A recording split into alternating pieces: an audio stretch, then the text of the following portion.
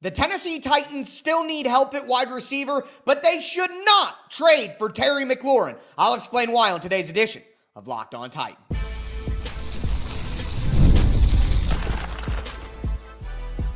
You are Locked On Titans, your daily Tennessee Titans podcast, part of the Locked On Podcast Network, your team every day.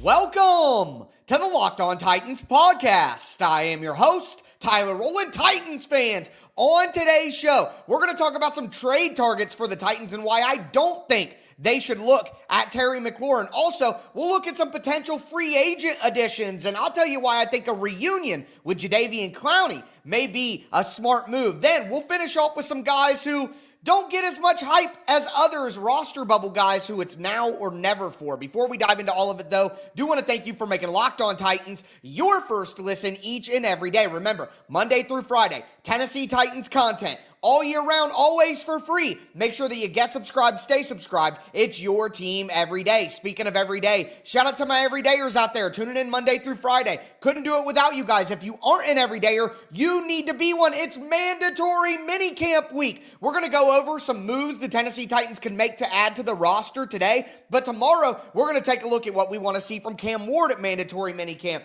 The roster battles that we need to pay attention to. And I'll tell you why Big Jeff needs to be in attendance. 3 straight days open to the media. Mandatory minicamp this week. You aren't going to want to miss a single episode. So again, make sure you get subscribed, stay subscribed. It's your team every day. With that being said, and we're on the road to 20,000 subscribers on YouTube. Help out the channel. A lot of you watching are not subscribed. Let's get to 20,000 before the season. Let's go, folks. Tighten up. With that being said, though, we got to talk about Terry McLaurin because over the weekend, we got the big report from Jordan Scholes. He's going to hold out mandatory minicamp. He wants a new deal, and he should want a new deal. Right now, Terry McLaurin is a lame duck player. You could say this isn't the final year of his contract. There's a void year next year, but either way, he needs to get new money. He needs to get it now. He was second team All-Pro last year. Had a fantastic season. 13 touchdown catches from Jaden Daniels. So listen, I know that I'm coming out and saying I do not want the Titans to trade for Terry McLaurin. And a lot of you are going to immediately say, wait a minute. You just said he was second team All-Pro. He had 13 touchdowns. He was awesome for Jaden Daniels last year. Why wouldn't we want that to pair with Cam Ward? But here's the reality. It's a reality that I always come back to. So when I say I do not want the Tennessee Titans to trade for Terry McLaurin, the factors involved here are, number one, his age. Terry McLaurin is going to turn 30 years old in September. Calvin Ridley is already a 30-year-old wide receiver. To trade what would be necessary to get Terry McLaurin and then follow that up with a big-time contract for Terry McLaurin, Calvin Ridley already has a pretty big-time contract for a 30-year-old wide receiver. You can't turn around, trade valuable draft capital away when this is supposed to be a draft and develop franchise. The Titans have continued to tell us, draft and develop, draft and develop, draft and develop. This would be the opposite of that. You're giving up picks and a big contract for a player who's 30. Terry McLaurin is a very good player. And look, Buckeye bias, baby. I'll always love Terry McLaurin. But there's no way that this is a good idea for the Tennessee Titans. There has to be a modicum of patience involved with this team at this point. We can't microwave this thing. We can't flip this thing overnight. That is not the proper way to build a sustainable contender around Cam Ward. Yeah, it might be fun this year. It might be good this year. But the team was 3-14. You get an all-out win-now move for Terry McLaurin for what? 7-10? 8-9? How much can that possibly improve the team? Now, the team may improve a little bit on its own, but is Terry McLaurin going to be worth 3 or 4 wins on his own? I'm sorry, there is no wide receiver outside of maybe Jamar Chase and Justin Jefferson and A.J. Brown, who I would have that conversation about. And again, let's consider that. Where does Terry McLaurin rank here? Because to me, Terry McLaurin is closer to Calvin Ridley than he is Jamar Chase or Justin Jefferson. You have Chase, you have Jefferson, you have A.J. Brown, you have CeeDee Lamb, Tyreek Hill, Amon-Ra St. Brown, Puka Nacua, DK Metcalf. Malik Neighbors and Brian Thomas Jr., I think, are better than Terry McLaurin already. And they're rookies. They're only going to get better. Nico Collins is better. I'd probably go long-term Terry McLaurin over Mike Evans, but if I had one game to win or one season and that's all that mattered, it's fantasy draft time, I'm probably taking Mike Evans over Terry McLaurin. T. Higgins, Devontae Smith, Jalen Waddle, Drake London, Calvin Ridley. I think Terry McLaurin is better than a lot of those guys. He's probably somewhere between 10 to 15, 10 to 17. But I think Calvin Ridley is probably somewhere from 15 to 22. So we're going to have two of those guys giving up two big-time contracts and multiple picks. It just does not make any sense to me. I'm not saying Terry McLaurin isn't a good player, but you take his age into account, this team's timeline, the fact you'd have to give up picks and a big DK Metcalf just got $33 million per year. Terry McLaurin went over 1,000 yards, had 13 touchdowns, and was second-team All-Pro. He's going to want probably $30 million a year. No way. No way. I'm sorry. It doesn't make any sense. If you're playing Madden and you don't care about the long-term ramifications and, the timeline of the players doesn't matter and you can just spam, adding points to each player to make them awesome and the Titans are going to the Super Bowl in year one, then sure. Great move. Let's do it. I'm in. But that is not reality. Now, you want to talk reality? I think two players that are more likely to be available, seriously, because I don't think Terry McLaurin ultimately is going to get traded. I don't think that's realistic. I think the Commanders would be foolish to do something like that in their situation. But Kyle Pitts and Trey Hendrickson are both guys that are available. And I know a lot of you guys talked about Trey Hendrickson, and I talked about it on my mailbag. I got multiple questions on Friday about Trey Hendrickson, but Hendrickson falls into the same pit as Terry McLaurin for me. Excellent player, great player, but he's 31 in December. You're going to trade day 2 picks and give Trey Hendrickson $40 million a year to mirror Max Crosby and Myles Garrett? You're going to do that with where the Titans are right now, coming off 3-14? I'm sorry, it just doesn't make sense. If Trey Hendrickson was available as a free agent and the Titans were like, screw it, let's do it, I would at least be receptive. But a trade? Now, with Kyle Pitts, that's the one where I will say, all right, I'll entertain it. Because as I said last week on the mailbag, I don't want the Titans to trade for Kyle Pitts unless the price is right. If you did a swap, let's say the Titans give up a 6th-round pick and Chigakonkwo for Kyle Pitts and a 7th. I'd do that. Chigakonkwo and a 7th for Kyle Pitts. I'd do that. I think Kyle Pitts and Chigakonkwo are pretty similar players, especially over the last 2 years. They've been pretty similar, but Kyle Pitts does represent higher upside. I think with Kyle Pitts' length and his height, that makes him a cleaner fit. Think about Mike Gesicki in Cincinnati right now. Kyle Pitts could play a similar role like that. And Chigakonkwo isn't quite tall enough and long enough to be that matchup nightmare in red zone, short yardage situations, isolate him out by himself. Kyle Pitts could be a big wide, and everybody wants wide receiver help for the Titans. We're talking about Terry McLaurin. Kyle Pitts could essentially be that big wide receiver that we need. And then you have him, you have Gunnar Helm and Josh Wiley, who can all kind of do similar things. Pitts maybe not as physical as Helm could end up being. But I think that could make sense for the Titans. So if the price is right, Kyle Pitts is only $10 million. Kyle Pitts is going to be 25 in October. Think about the difference. 30 for Terry McLaurin, 31 for Trey Hendrickson. Kyle Pitts is going to be 25 in October. A late round swap with Chigakonkwo, that makes sense to me. So I would be a yes on Kyle Pitts if the price is low, but a no on Hendrickson and definitely a no on Terry McLaurin. Again, not because they're not good players, but they don't make sense for the Tennessee Titans. Now let's talk about free agents. Do want to let you know that today's episode is brought to you by Monarch Money. Do you ever check your bank account and wonder, where did all my money go?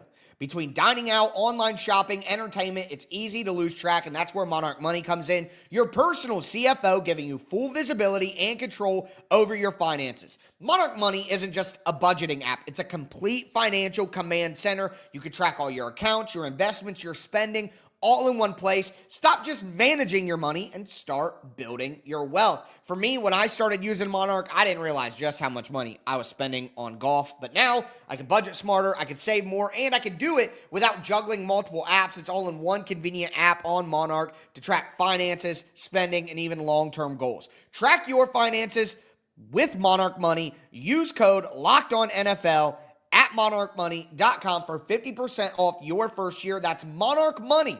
TitanSfans.com, code LOCKEDONNFL for half off your first year.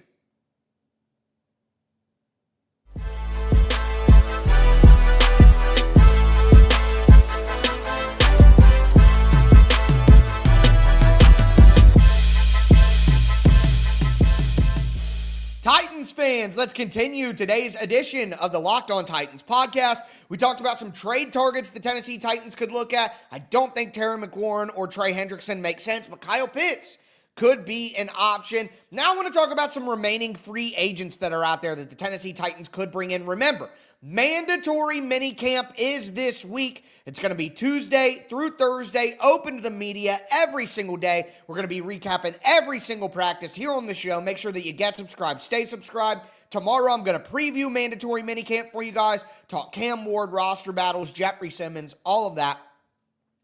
Do want to thank you again for making Locked On Titans your first listen. Again, on YouTube, we're going to 20,000 subscribers. If you watch on YouTube, check out the podcast version. If you listen to the podcast, you can always check out the YouTube version. Either way, why don't you guys just do both at the same time and support the boy? I would appreciate it. But with that being said, looking at some free agents. So obviously, wide receiver, we started talking about wide receiver. Everyone's going to want more help at wide receiver, have as many weapons as possible. But I'll be honest with you. I look at what's available at wide receiver right now, and I would just rather get a look at the young guys. You know what I mean? Like Keenan Allen, Amari Cooper, Gabe Davis, DJ Chark. I mean, why? You know, I would rather see Alec Iomanor or Chim DK or Xavier Restrepo or even Bryce Oliver, or Colton Dowd, Jaquan Jackson, Van Jefferson. Like, you know, what are we doing at this point? What are we doing? You know, I don't think that any of these old wide receivers that we're talking about here that could be available or that are available, I just don't, you know, get Nelson Aguilar, Tyler Boyd still out there, Odell Beckham, he sounds like he's shutting it down. Chris Conley, Jamison Crowder, you know, Anthony Schwartz, I guess. Take a chance on a guy who's still maybe got some speed. I just don't think that any of the wide receivers that are going to be available are going to make any sense for the Titans. So let's just knock that out of the way. You could add any of these older guys. Honestly, if they had to pick any of them, I'd probably pick Gabe Davis because I think he has the most left in the tank, and he's still getting about $11 million from the Jaguars this year, so he'd probably take a veteran minimum contract. Sure, maybe you want to get Gabe Davis because you want a big physical outside receiver. I've talked about how the Titans don't have a clean one outside of Iomanor. Van Jefferson could maybe do that, but I don't know if that's his natural fit. Traylon Burks, can you count on him? No. So if you wanted to get a second guy in there who you know can fill that physical X role on the boundary, Gabe Davis could probably do that, but let's just play Iomanor instead. You know, like any rep that you would give to Gabe Davis, just give to Alec Iomanor. You know, I'm even okay with Van Jefferson getting those reps. That's fine. That's fine. But on the edge, I think the Titans could stand to make an addition. Now, look, I know that this is going to sound crazy. I know. But as we go through some of these options, Matt Judon, Zadarius Smith, Von Miller, Preston Smith, DeMarcus Walker still out there, Yannick Ngakoue, he's been trying for a while now. But there is one name, and I know that Tennessee Titans fans are going to, they're going to have a hard time hearing it. But bring back Jadeveon Clowney. Bring back the clown show. Look, I know that it went terribly wrong in Tennessee in 2020. He played 8 games. It was a disaster. I honestly think that the defense was better, and he was solid when he was on the field. He just wasn't what we were hoping, and that made people disappointed. And then you add the injuries, the disappointment of the season, and the loss to Baltimore at the end, all of that, I get it. But since that moment, he played 14 games, 12 games, 17 games, 14 games. Okay, so been on the field a lot more. The expectations have gone down, which means the money has gone way down. All right. And I'll remind you that in 2023, Jadeveon Clowney had a career renaissance and had 9.5 sacks. Again, played in all 17 games. Who did he play for that season? The Baltimore Ravens, who was a defensive coach on the 2023 Baltimore Ravens, Denard Wilson. So you pair Jadeveon Clowney on a small veteran minimum incentive-laden deal. You pay him, and you bring him back and you put him with Denard Wilson. And you see if you could just get, because let's be honest, Lorenzo Carter is not a threat in any way, just an early down edge setter at best. Draymond Jones, I think Draymond Jones is more of an interior rusher on passing downs than he is anybody in base defense or early down run defense. So I don't think that really helps you much. You don't know what you're going to get out of Femi. I'm excited about Femi, but again, that's a development project. This guy started playing edge with 6 games left in the college season, 8 games left in the college season last year. It's going to take Femi some time, no matter how exciting his personality is. Okay? And then after that, you have Arden Key, Ali Gay, Jalen Harrell. I mean, I'm just saying one more veteran edge rusher to come in who has upside but will be cheap, and we get the redemption tour. How sick would it be if Jadeveon Clowney came back, totally redeemed his Titans experience, had 7 sacks as a Danico Autry level, rotational rusher, had some big hits in the backfield, and the Titans had a good season. That would just be great. I'm all for that kind of story. So I know it sounds crazy, but I'd like more help on the edge. And Zadarius Smith sounds good, but I'm out on Von Miller. I'm out on Shaquille Barrett, Preston Smith. Chuck Barrett might have retired, honestly.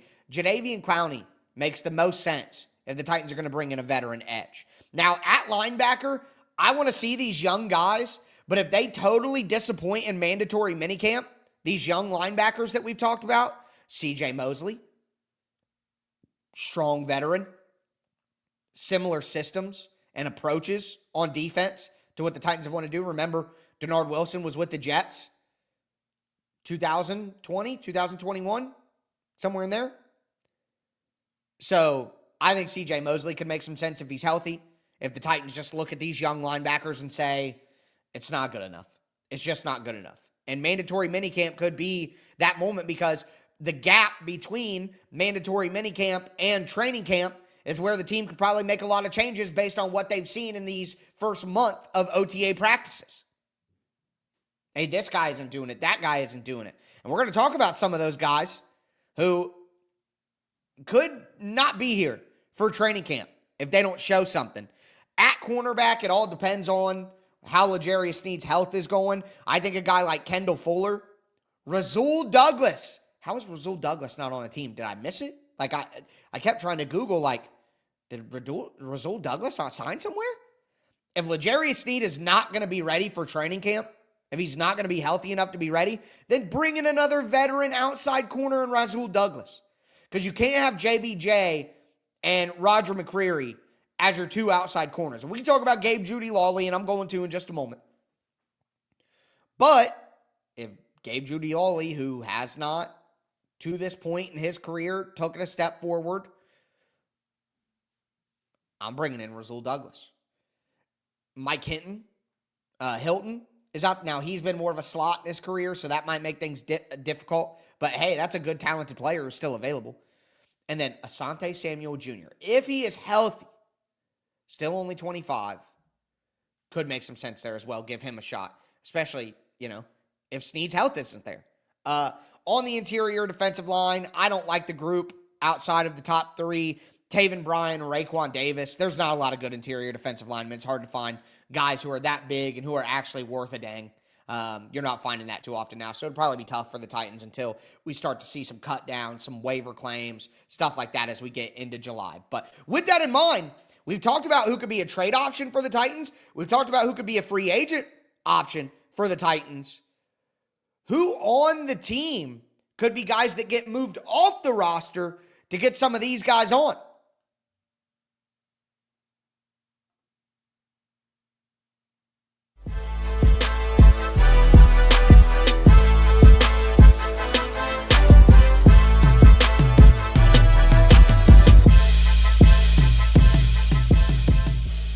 Titans fans, let's cap off today's edition of the Locked On Titans podcast. We talked about some trade candidates and why I really wouldn't be looking at the two top options that could be traded right now. Talked about some free agents, and I really do think a reunion with Jadeveon Clowney would make sense. But now I want to talk about some guys on the roster that we haven't talked about quite enough. And I think they're guys who, like I said, they could be off this roster. They could be off this team if they don't show something in mandatory minicamp. The Titans could look to get a veteran to take their spot or get a different young guy that they want to take a look at, which is entirely a possibility with how much movement we might see before training camp actually kicks off. But before we get into it, do want to thank you again for making Locked On Titans your first listen.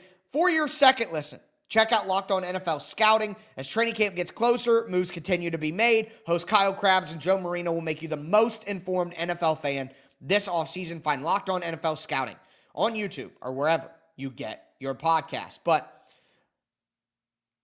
I got to start on offense with wide receiver and Colton Dow and Jaquan Jackson. So Colton Dow 2 years ago, 7th round pick. Jaquan Jackson last year, 6th round pick. They feel like they've been totally forgotten. Bryce Oliver has jumped ahead of them in people's minds, and the three rookies, Xavier Restrepo, Chim DK, and Alec Iomanner, have also jumped over those guys in the minds of Tennessee Titans fans. Now, we don't know what the coaches are thinking. We don't know what the depth chart truly looks like in their minds, anything like that. But just from a pure conversation standpoint, not much hype for Colton Dow at all. Not much hype for Jaquan Jackson. Now, Jaquan Jackson had a terrible season last year in totality.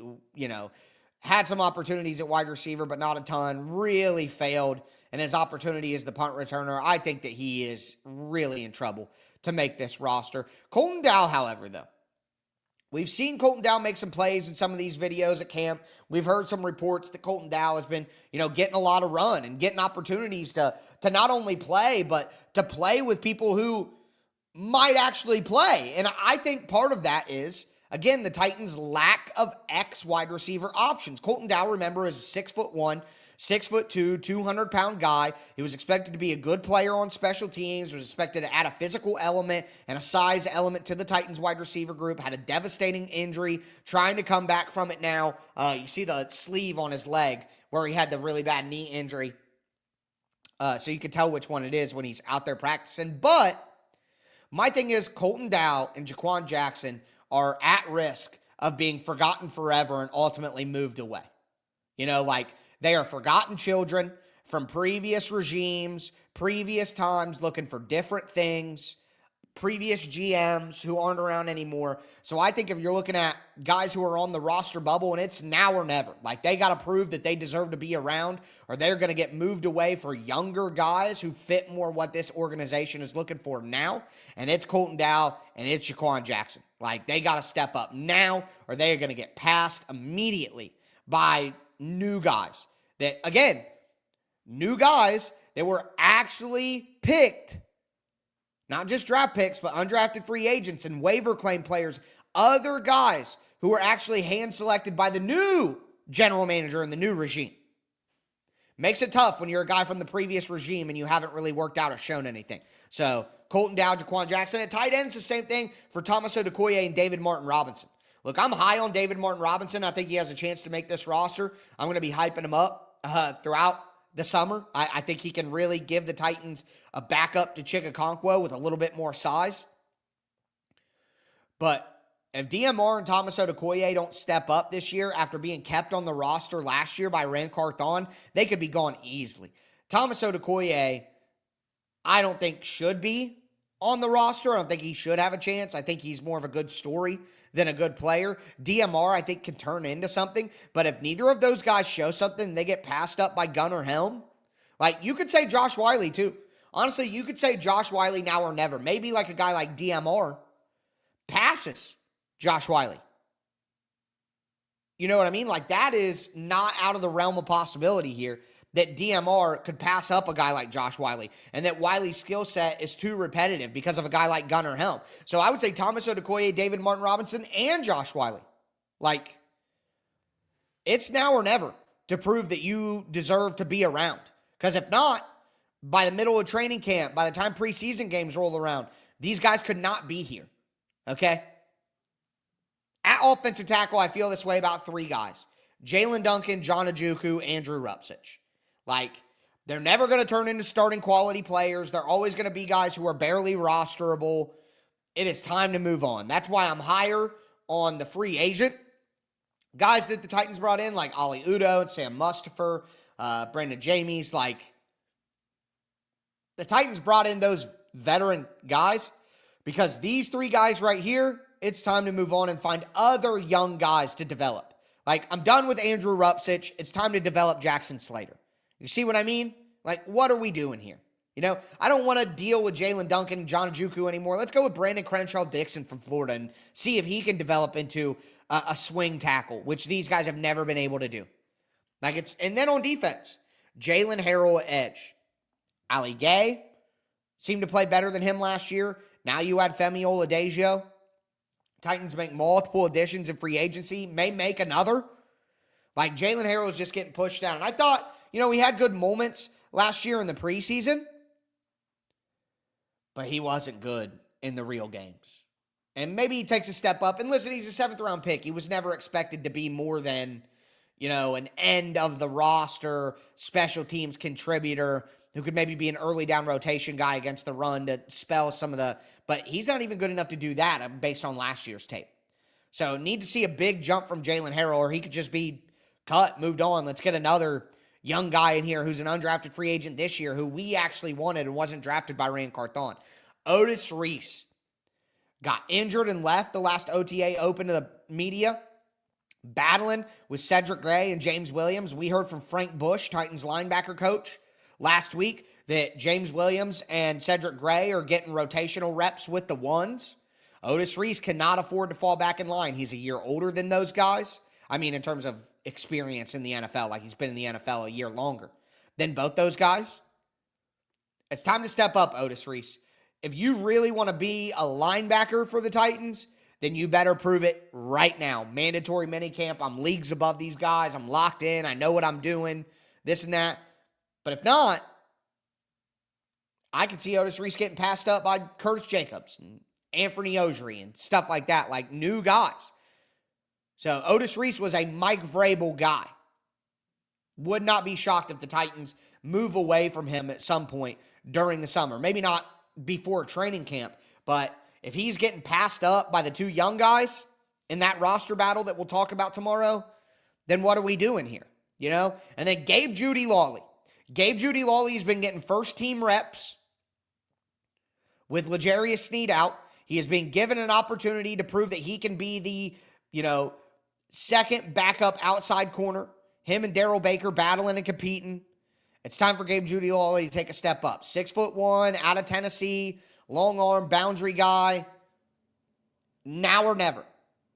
Because the Titans brought in like 9 undrafted free agent cornerbacks. And if Gabe Jeudy-Lawley isn't showing it and he gets passed up by any of those guys, Jermari Harris, for example, out of Iowa, then it's over. His time with the Titans needs to be over, and it's time to move on. So, with that being said, again, on tomorrow's show, we're going to talk about expectations for Cam Ward. We're going to talk about the biggest roster battles, like starting position battles we need to pay attention to for mandatory minicamp. And I'll tell you why Jeffrey Simmons must be at mandatory minicamp. He absolutely must. No excuses. But with that being said, that is going to do it for me today, folks. Mandatory minicamp week. Get locked in, baby. As always, I am your host, Tyler Rowland, and this was Locked On Titans.